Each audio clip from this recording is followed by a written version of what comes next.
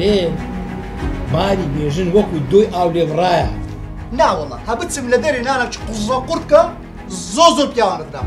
زۆر داوای لێبوردنەکەم هەموو جاراوای ئاستەکەم بەس خۆت وەس ئەمانە قسانە مەکە کچ من ماڵی خۆتانە.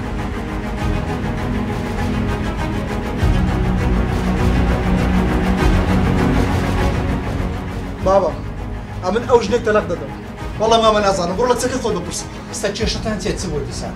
لە سەرەتا نەدەبووە هاوسەرگیریەت کردبە. خۆم غەڵەت بووم، غەڵەتیەکە لە خۆم بوو.